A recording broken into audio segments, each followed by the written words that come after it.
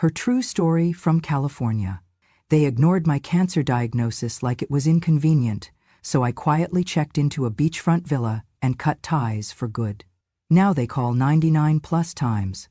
I don't answer. Mom, are you looking for attention again? This is ridiculous. Don't bother us with your phony illnesses. If you are not going to get better, then just go live in a nursing home. You'll get healthy there in no time. My daughter's voice spun through the living room like ice shards, hanging in the stale air while my son sat on the couch, eyes cast downward, silent as a statue. The accusation stung worse than anything I had felt in years. I had come here to share terrifying news that my body was failing me, and I had expected empathy. Instead, I was met with scoffing and cold dismissal. My hands trembled as I pushed the envelope across the glass coffee table, the weight of the words inside heavy between us. My daughter's lips curled into what she must have thought was a triumphant sneer. My son avoided eye contact. I realized then that they did not see me as their mother. They saw me as an inconvenience, a burden they were done carrying. I clutched the envelope in both hands, my resolve cracking. I opened it, my fingers shaking against the paper, and removed the doctor's letter with clinical precision. Dear Mrs. Ellen Harris, confirmed diagnosis of stage 2 breast cancer. Requires immediate treatment. I read those words aloud, my voice brittle. I have been diagnosed with cancer, I said with a weakness I could not mask. My daughter snorted, crossing her arms. Cancer, right? My son's cheeks blanched, but he remained silent. I felt as though I were speaking to a wall. How long have you known? My daughter asked, though there was no warmth in her voice, only judgment. A few weeks, I admitted. My chest felt hollow, my lungs losing air. Why didn't you tell us sooner? Her voice sharpened, as though I had been hiding secrets rather than carrying a tumor in my chest. Because I didn't want to worry you, I answered with what felt like feeble reasoning. She threw her head back and laughed, a hollow sound that echoed in the emptiness of the room. You're not dying, Mom, she said. You're just seeking attention, she repeated, her tone so sharp it made my body ache. My son looked down at the floor as though the carpet might swallow him whole. When I glanced his way, his eyes flinched with an emotion I could not place. Maybe shame, maybe regret, but he did not lift his head. He did not speak. That silence felt louder than any argument. I tried again. My voice broke. I've been scared. I don't know what to do. Please, just... I could not finish. Tears gathered in my eyes, but I blinked them away.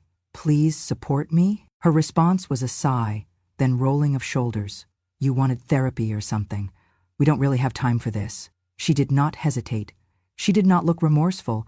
She said it like a verdict. My illness was a time suck she could not accommodate, an inconvenience in her schedule. She had words for me, but never the word mother. The word I longed to hear was not said. I closed my eyes. I could smell the faint scent of jasmine from the welcome arrangement on the corner table, the fragrance drifting from the vase I had bought for their first home 6 years ago. I had believed in that home, in this family. I had believed in them. I had carried their childhoods on my strength, midnight feedings, lost shoes, endless paperwork. I had always believed that blood mattered, that we stood by each other when storms came. But this was a storm like no other. And they watched me drown. My breathing shuddered. My body shook. I pressed my hand against my chest as though my heart might shatter. In my mind, I spoke to the walls. Why am I so easy to dismiss? They wouldn't think it was funny if the roles were reversed. They would worry for their own children. But I was the other one, aging, sick, suddenly worthless. Then I remembered the pile of mail I left sitting on the kitchen counter. I moved mechanically, picking a stack of envelopes, shoving and bundling them into a plastic bag I had lying around. It was a small gesture, a preparation I could still manage. My fingers trembling, I stuffed the mail sack under the kitchen sink, as though hiding its existence might hide my pain as well. I turned around. The room was frozen. They stared at me briefly, no guilt in their eyes, only the same cold shine of detachment. She said, "Do what you need to do, Mom, but don't expect us to help." Her words hovered in the air when I left the living room. I walked upstairs to the guest bedroom. I'd packed the small suitcase I'd left ready for weekend visits. 2 pairs of underwear, a sweater, a robe. I slid the doctor's letter inside. I packed it gently, reverently. This was more than an overnight bag. It was the beginning of a long goodbye. I looked at the framed family photo on the bedside table. A younger version of us, smiling, vibrant. I picked up the frame and with a shaky exhale, turned it face down. It stared at the bedpost, a reminder of the facade we'd maintained. I put the frame back, chose a corner, and set the bag down next to it. I took out my phone and created a file named Villa. I typed words I didn't yet fully believe. Villa reservation, awaiting confirmation, check-in date. I pressed save. Downstairs, I paused at the front door. I looked back at the room I wouldn't sleep in again tonight. The soft bed, the bedside lamp, the curtains I helped choose. I reached out and touched the doorframe, feeling the smooth wood and its memories. I swallowed the ache and opened the front door. For the first time in years, I walked out on them and on the life I had built, not because I gave up, but because I deserved more than pity-laced dismissal. I slid into my car, my suitcase in the back seat, and closed the door behind me. My pulse roared, but I felt alive. I would fight. I would heal. I would no longer tolerate being treated like a burden, even by those who called me Mom. As I drove away, the evening sun cast long shadows across the driveway. I didn't look back. I didn't need to. Inside me, a seed of resolve took root. I was leaving pain behind, but I was not leaving hope. Not yet. The morning fog clung to the hospital windows when I arrived, draped around the building in a pale veil of uncertainty. I carried the same small purse, the same old cardigan, but my stomach churned with an anxiety that felt new. I had called my daughter, once, to say the doctor wanted scans. She said she was busy and would text me later. My son texted that he had a meeting. He could not come. It struck me in that moment. I was entering a diagnosis alone. There would be no hand to hold, no voice to whisper reassurance. On the elevator ride up, I gripped the handrail as though I would slip away otherwise. My mind replayed the morning's conversation, her laugh, his silence. When I stepped out onto the 9th floor, the antiseptic smell and the hushed hum of conversations around me made me feel like a trespasser. A woman whose body was falling apart, but whose place in her own family was already slipping. At the consultation room door, I paused and touched the cool brass handle, steadying my breath. I entered and saw the oncologist's kind eyes behind her glasses, and immediately I felt the loneliness deepen. She greeted me gently, motioning to sit at a small table. The exam room felt too bright, too sterile. I sat down, smoothing my skirt across my thighs. "We found a mass in your left breast," the doctor began, speaking slowly. "It is suspicious for malignancy. We need a biopsy." I nodded, trying to make sense of the words. What stage? It came out quieter than I intended. "We cannot tell until biopsy results. Could be stage 1, could be above, but we will treat aggressively if needed." My heart pounded. I wanted to call my daughter, to hear her voice, and I wanted my son to squeeze my hand, but none of that happened. The doctor explained side effects, chemo, radiation, testing, follow-up. I scribbled notes in my aged handwriting, but my focus flicked to the door, empty. When I asked if I could have someone with me, she discussed family support, even therapies. I said I'd ask them. My voice trembled faintly. She nodded and closed the folder. I looked down at my hands, the ones that once carried groceries for grandchildren, that taught children at Sunday school, now shaking in front of authorities who did not know me inside out, like a mother should me. My aloneness filled the room, but I told myself I had to step forward. I had to heal. The doctor offered scans next Monday. I scheduled them, kept going. I grabbed the willow tree figure the doctor used to explain scanning positions, clutching it like a talisman, and made my way to the parking garage alone. On the ride home, California's freeway shimmered under midday sun. Cars zipped by as if nothing had happened. I stayed in my lane, pulse still ticking loudly against my ribs. I made a right turn onto Redwood Street, back into the neighborhood where I once belonged. But when I pulled into the driveway, I felt like an outsider to my own life. Inside, I found both daughter and son in the living room. They were talking, too calmly. The television flickered. I stood in the doorway, greeting them with a polite, "I'm home." They looked up, jaws tightening. I said, "The appointment, the biopsy is scheduled." My daughter's eyes shifted to the screen. "That's great, Mom." My son nodded, not leaving his seat. No one asked how I felt. No one offered water or sat with me. The room resumed its normal rhythm, as if I had just stepped in from the rain. I walked to the couch and sat down 20 seconds too slow. There were no hugs, no inquiries. My body ached from the hospital couch, but deeper still, I felt the ache of being invisible to them, in my own home. That night I cooked dinner alone. Boiled pasta, red sauce, a few meatballs. I poured myself a glass of wine. I ate in silence at the kitchen island, plate humming with echo. No one sat with me. No one asked how my appointment went. No one said my name. At bedtime, I overheard them whispering softly in their bedroom. I knew they were upset, but angry at me? At the situation? I did not know. I lay awake in the guest room, sleeping alone, tracing the grain of the wood headboard. Even the familiar creaks of the old house sounded hollow. In the following days, I went to another test, another scan. Each time I tried to reach them. Each time they said they were busy. My daughter even said, "Mom, this isn't going to stop us from living our lives." The words they spoke left me breathless. I realized they saw me not as a mother in need of love, but as a project or a distraction, a crisis they wished to bypass. One evening, I walked into the living room while my daughter cleared the dinner plates. I said, "I could use someone to check in on me." She turned and glared, false sweetness on her face. "I did check. I asked how your appointment was." "I'm busy too, Mom." She walked away, arms folding across her chest, leaving me standing, alone. I took a seat on the porch swing and stared at the yard I had planted. I thought of the million times I sent them cookies and letters, whispered prayers over their forever home.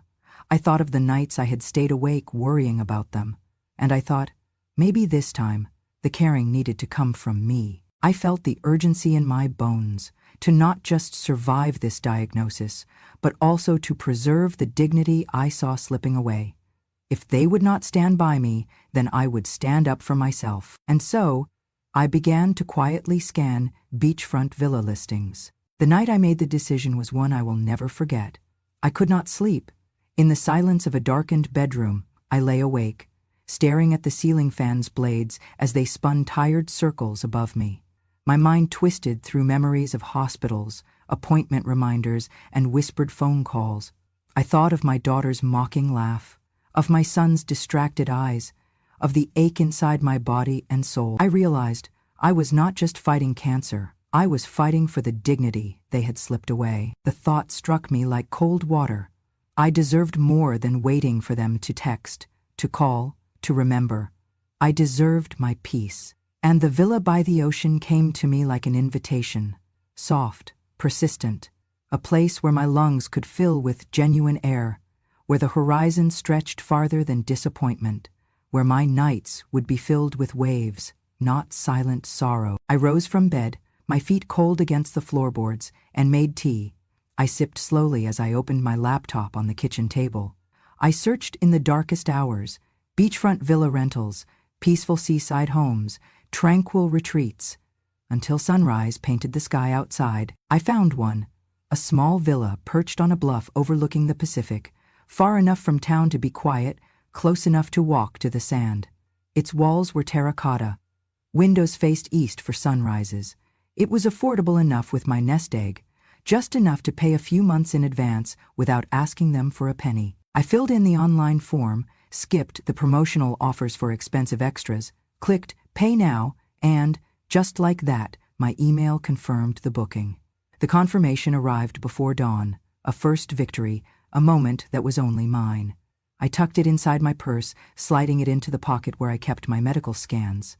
I closed the laptop with a quiet click. Then I packed.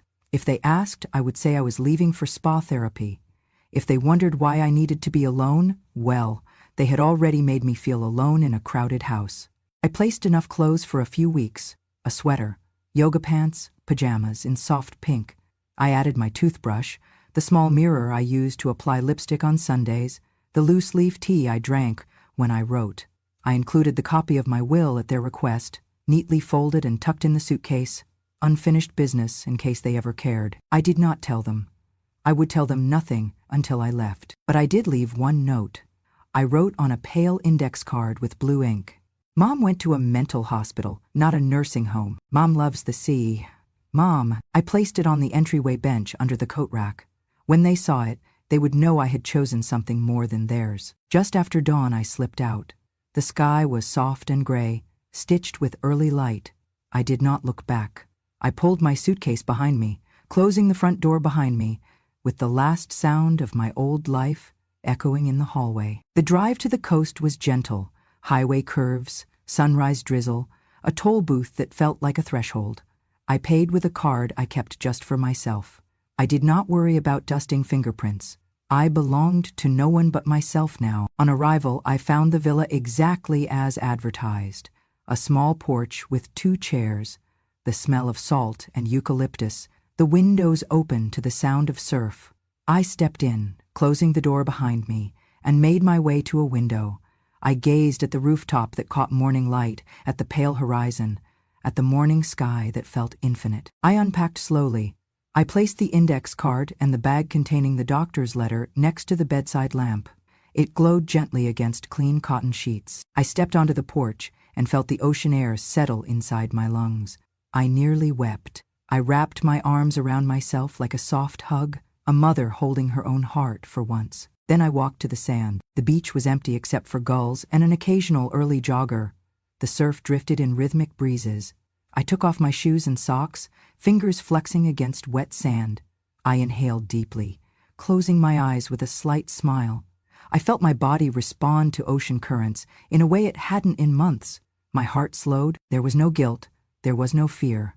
Just the knowledge that I had left a place that hurt me, walked into the light of some place that healed me. That evening, I wrote a letter on villa stationery, 2 paragraphs, calm and firm. Dear family, I love you, but you do not love me in the way I need right now. I am not less of a mother for needing peace.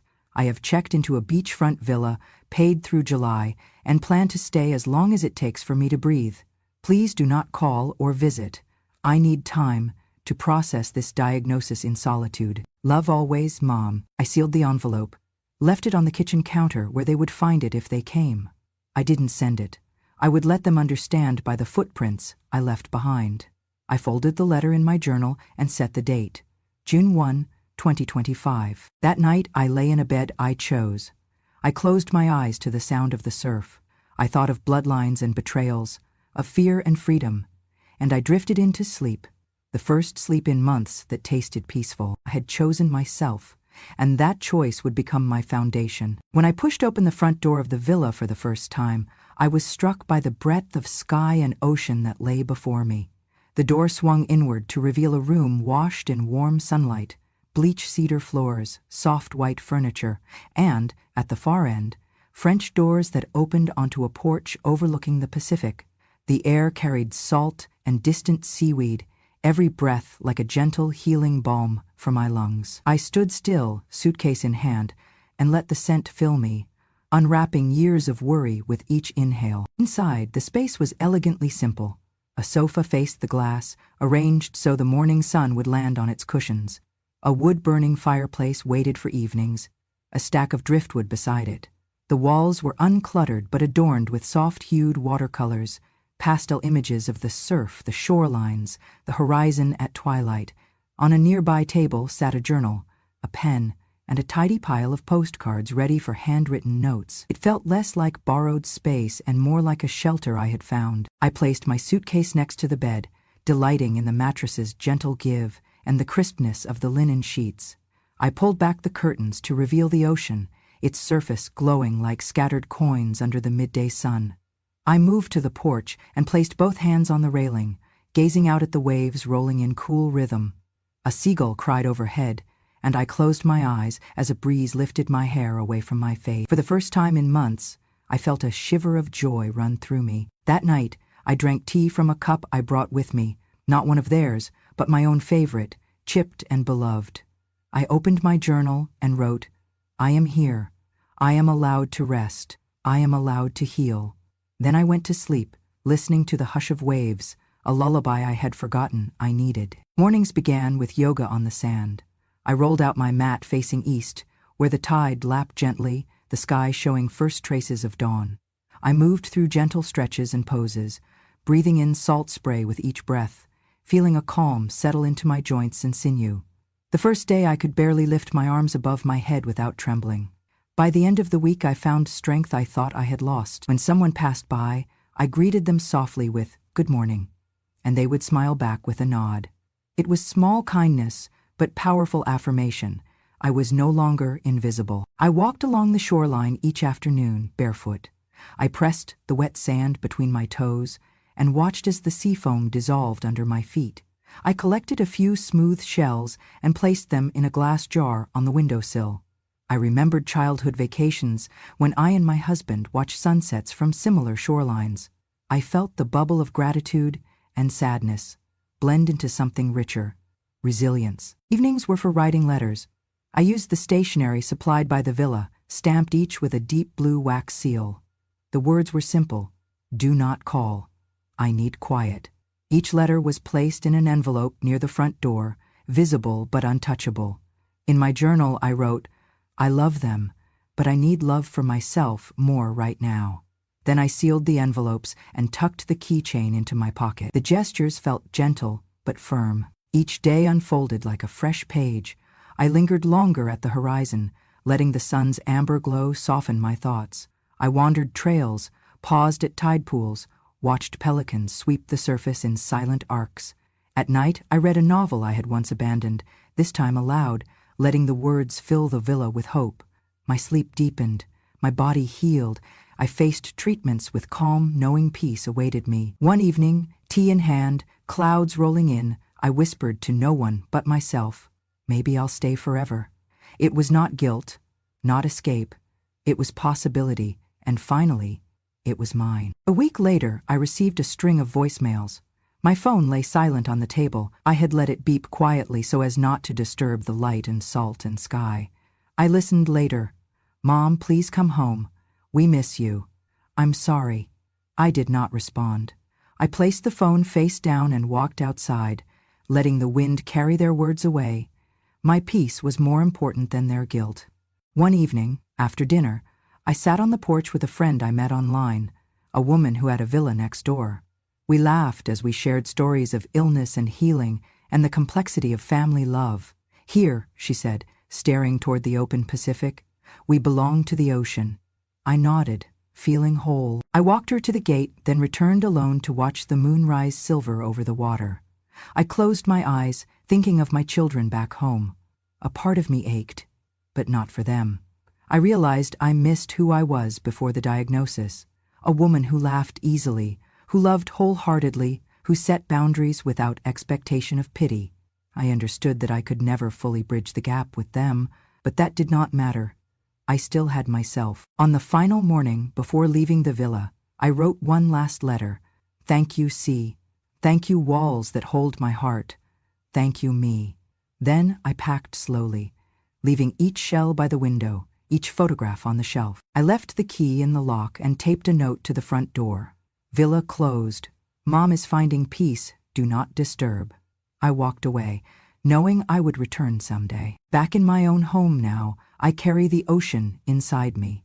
I still feel integrally that I made the right decision, not to react, but to respond. I honor my body by feeding it rest and fresh air. I honor my soul by giving it space and dignity. I listen to the sound of waves in my memory every night as I fall asleep. It reminds me that healing can happen when we choose stillness over expectations, love over obligation. I will always love my children, but my peace was not theirs to hold.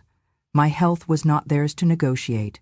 I found freedom by the sea, and I brought it home in my bones, in my smile, in my calm voice. I choose me, and that is more than enough. I woke to the sound of birds and the gentle hum of waves brushing against the cliff below. It was the kind of calm that felt sacred, until I noticed my phone lighting up across the coffee table. I reached for it and froze when I saw the notification. 99 plus missed calls. My pulse fluttered, but the room remained silent. I tapped the phone screen and opened the call log. There they were.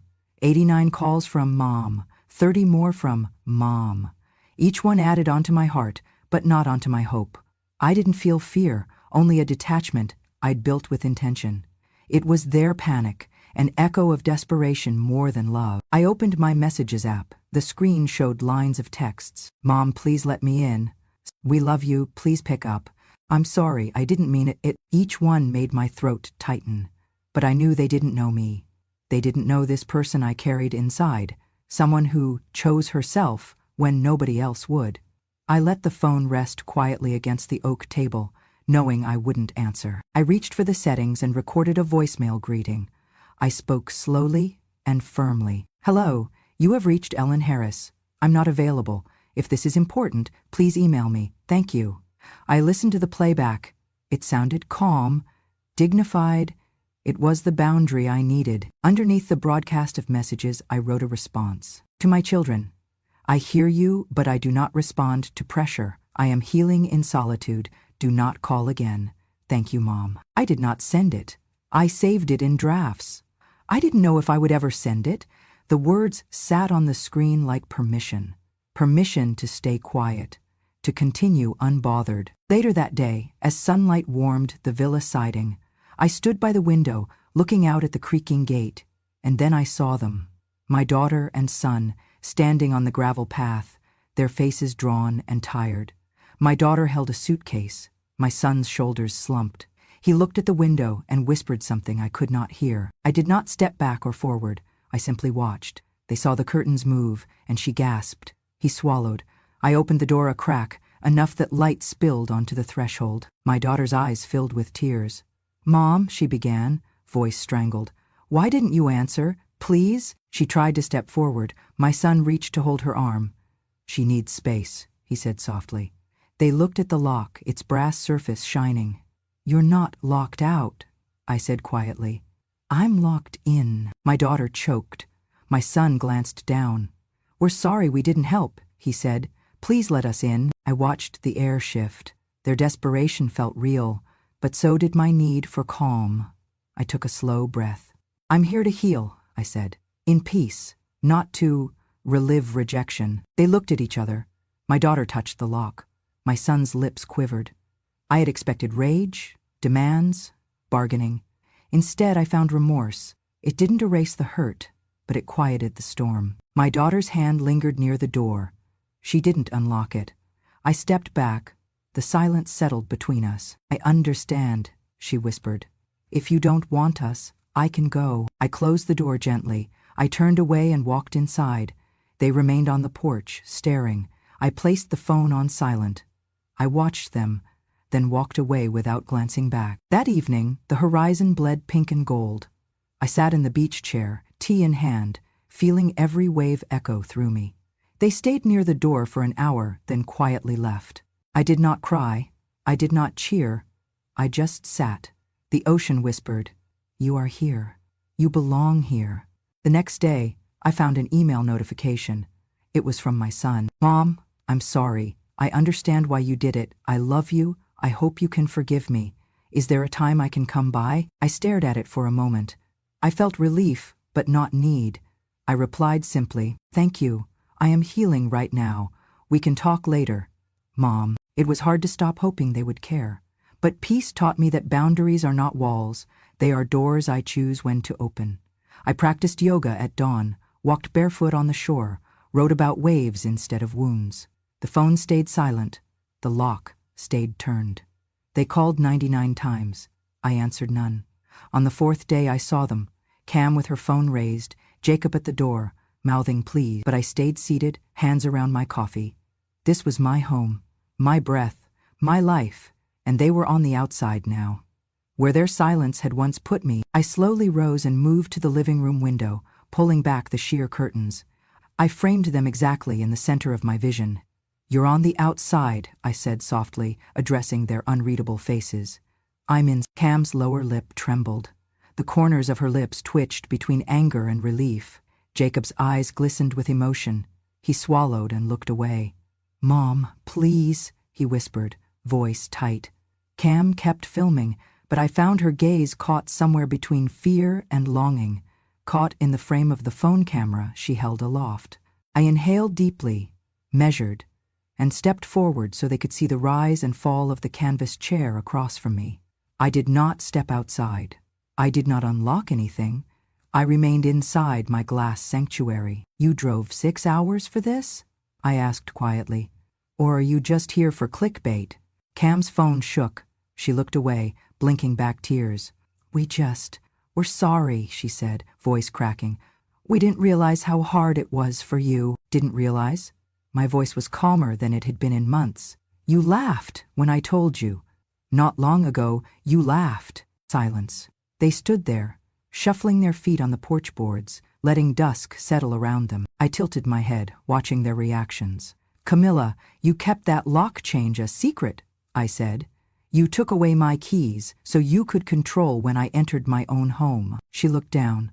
I could see shame in that posture. Even her jaw softened, backlit by the sun that I now called my sunrise. Jacob swallowed. We wanted to make it right, he murmured. I felt the tension ease inside me. But I was not swayed. I had worked too hard to rebuild a sense of self. This was not about their apologies. It was about autonomy and respect. I stepped back from the window, started to close the curtains slowly. Their figures remained visible for just a moment more in the glass illusions, caught between worlds. Before the drapes closed fully, I said, I don't need a nursing home, or pity, or control. What I need is peace. Cam's phone slipped from her hand and clattered on the porch floor. She did not pick it up. Night had thickened by the time I finished sealing the curtains. The last edge drifted closed. I faced the room lit only by a single lamp, and I felt something like calm pulse through me, stronger than any other feeling I'd had since the diagnosis. They turned to leave. I heard the soft click of their car door, the engine revving. I stood quietly and watched as the taillights shrank into the rim of the driveway. I did not rush to the door. I did not cry. I just stood. A week later, I received a short text message from Cam. I'm proud of you. I replied, thank you. That reply was all the opening I needed, and all I would allow. I noticed the missed call badge fade from 99 plus to 55 over the course of the morning, then drop again to 32. Each ring, each text felt like a tiny crack in their hearts. Maybe cracks I had accepted, maybe cracks they were just starting to feel.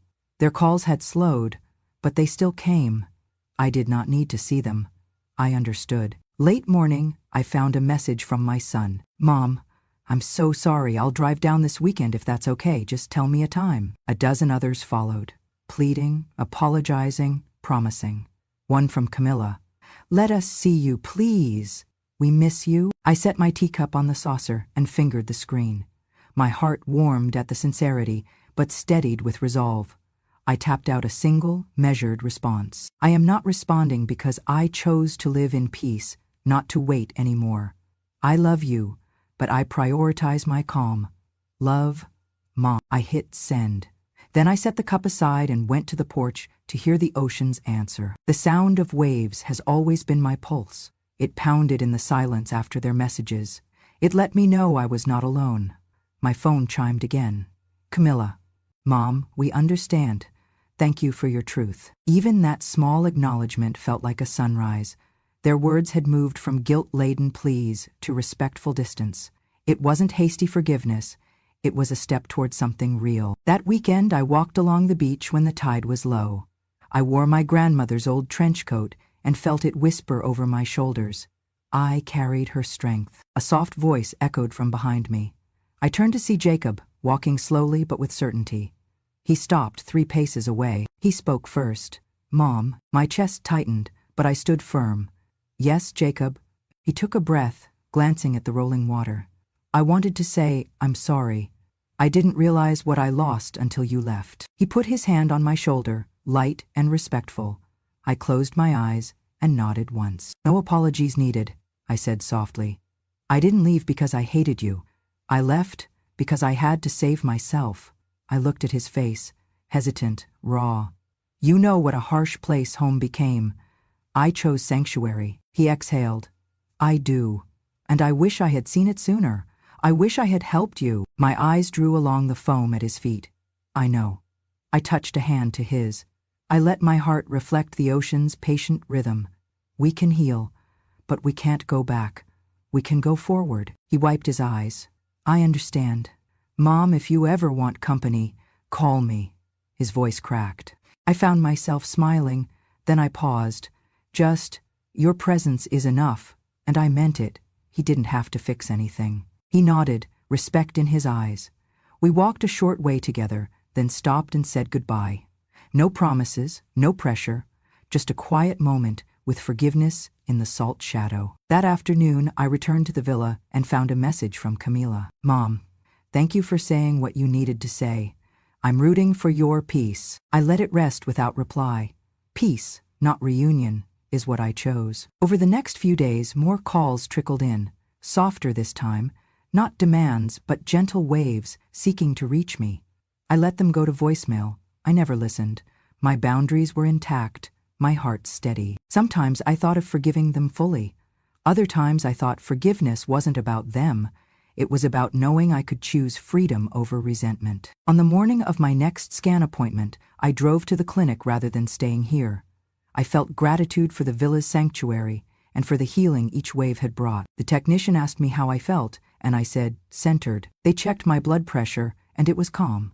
That's when I remembered that peace shows up in the details. That evening, I penned a letter to both of them, not for delivery, but to capture my truth. I choose silence, not because I am hurt, but because I am hopeful. I choose peace, not because I deny our past, but because I believe in my future. I hope you know that I love you still, even if I live apart. I sealed it and tucked it in my journal. I let myself hope for a simple friendship with them someday. Not the mother and child dependency of old, but a life of mutual respect, shared by choice, not convenience. In the coming weeks, I hosted a small gathering at the villa, just a few women I met online, each with their own scars. We laughed over tea and yoga mats, our presence forming a circle of trust. Sometimes I spoke of my family, choosing words carefully, but not hiding truth. They listened without judgment. That was enough for me. People often think losing a family means losing everything, but I learned it could also mean finding something more: dignity, autonomy, belonging, born of choice. One morning, I looked at my phone and saw 2 missed calls, both from Camila. Beneath it, a single message: thinking of you, sending love. My heart fluttered, not because I needed to answer, but because I knew she learned something too, that I didn't delete her number, that I didn't block them, that I was ready when they were. I replied, thank you. I'm okay. No phone call, no request to visit, just a simple acknowledgement. And I went to the cliff to watch dawn light up the ocean. That night, I wrote in my journal, I don't chase reconciliation, I savor serenity. If they come, I will greet them openly, but until then, I walk forward, unhurried, unbroken. I closed the book and looked at the Pacific through the sliding door. The sky was a watercolor wash of rose and amber, and the breeze that drifted in smelled like salt and something softer. Maybe peace. I wrapped the shawl tighter around my shoulders, not because I was cold, but because I wanted to feel held. This was the life I had quietly claimed when no one thought I would. Every morning, I walked barefoot down to the shore and let the waves kiss my feet. I listen to the ocean like it is telling me secrets. In the quiet hours, I paint, I breathe, I write. I live. Once I waited for their calls. I counted the hours, the days. Now I let the phone ring. I let it be. Last week, the doctor said my cancer had shrunk more than expected. I smiled.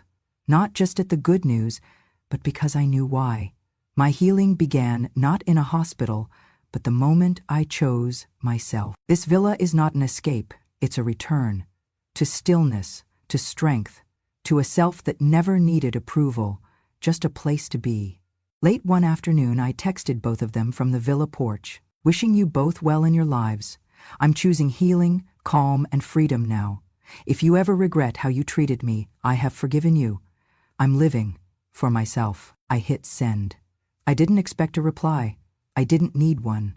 I just wanted them to know I wasn't angry, I was whole. That night, I stepped outside as the sun cast its final glow. The ocean mirrored the sky in gentle silence.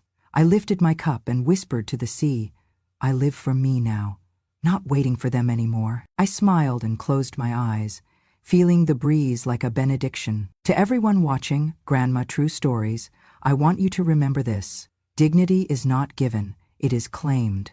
Through boundaries, through self-care, through standing still when the world expects you to move. Even and especially when you are sick.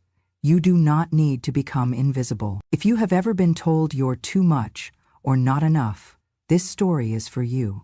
You deserve compassion, not pity. You deserve rooms full of care, not empty silence. So please, subscribe to Grandma True Stories. Here we honor the voices of women who refuse to shrink into the margins.